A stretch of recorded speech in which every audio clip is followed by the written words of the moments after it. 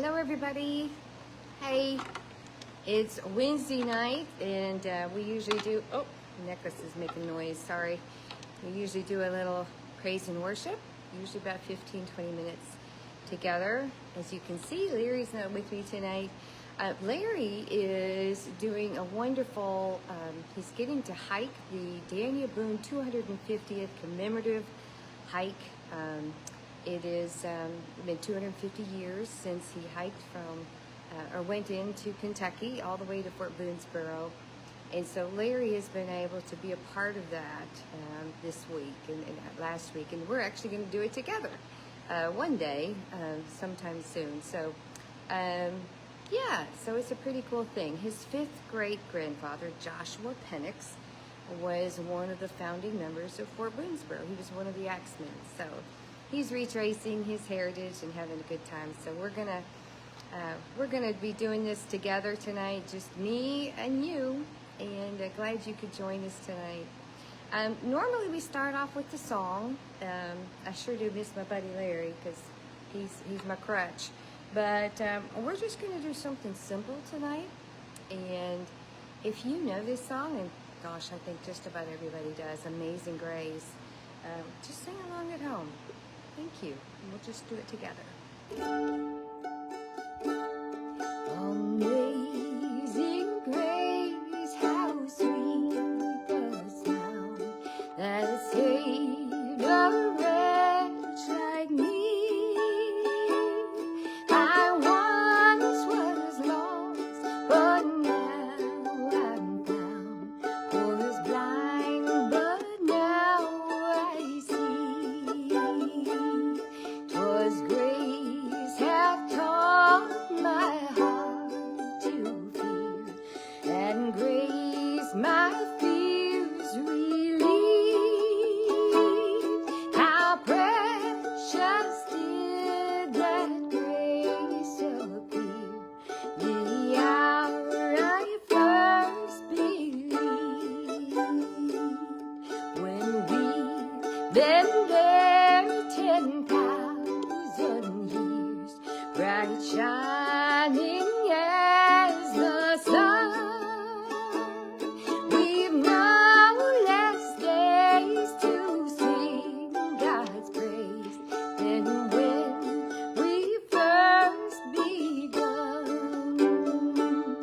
Praise God, praise God, praise God, praise God, praise God, praise God, praise God, praise God, praise God, praise God, praise God, praise God, praise God, praise God. All right, so that was just a little simple tune. I hope that you enjoyed that. That's something that when you're in a crutch, you can always do Amazing Grace. Pretty much everybody knows that. We sure do love to do that when we go over to the assisted living center. You know, some of those people, you know, they may not remember what day it is, but when we start playing music, it's just so amazing to see. They can sing every word of Amazing Grace, or maybe I'll Fly Away, some of those old time tunes that, you know, in the Eastern Kentucky we all know. But anyway, so glad you're with us. So we're just going to do a little short devotion together. As I said, Larry's not here, so we're just going to start in. So tonight's devotion is on the thought for the day is, I will look forward to each day in anticipation of God's calling. So we're going to be reading Philippians 3:7 through 14. You can look that up at home if you'd like and go along with us. The main verse is, of course, going to be Philippians 3:14. It's a very familiar verse for most of us that our Bible study, whatever. So let me read the story.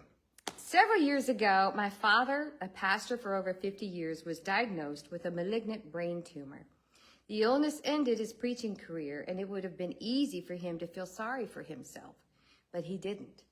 When he was moved into a skilled nursing facility, his wheelchair and eventually his bed became his new pulpit. He rolled around the halls telling everybody about Jesus. During tornado warnings, when all the beds were moved into the interior corridors, Dad would start singing hymns to encourage the residents and allay their fears. In many ways, his influence was more powerful in his last days than ever before. Some people believe their best days are behind them. The truth is, it's up to us whether our best days are behind us or ahead. It's a decision we make every day. In Philippians, the Apostle Paul, while in prison awaiting death, proclaims his intention to keep looking up, keep looking forward, and expecting more extraordinary things ahead. Paul admonishes us to leave the past in the past and press forward to a higher calling. God is not done with us yet. When we feel that our lives lack purpose, we can ask God for fresh, forward-focused vision and trust that our better days ahead. Isn't that so true? You know, haven't we all seen situations where people, you know, they may have lived their lives doing one thing, and then in their later years, they get involved in something else, and they become, you know, just wonderful at it. And it's just, you know, I think of some of the actors, that just, they didn't even get started until late in life. So let's talk about a couple of questions together, and feel free to answer or to share your thoughts online. We can all do this together. When have you experienced an illness or injury that hindered your ability to serve or work in a way you had in the past? What did you do? In what new ways did you serve or work?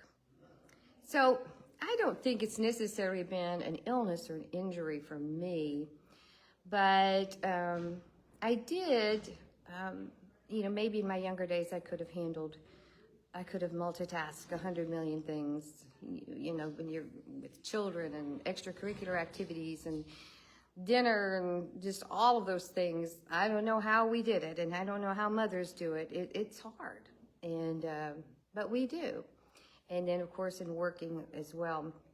But these days, I was involved in several different organizations, doing work, and they were all wonderful organizations. But then when the flooding occurred in July 22, I felt like I had a calling to go out and help with that, and we formed our Pike County Relief Services.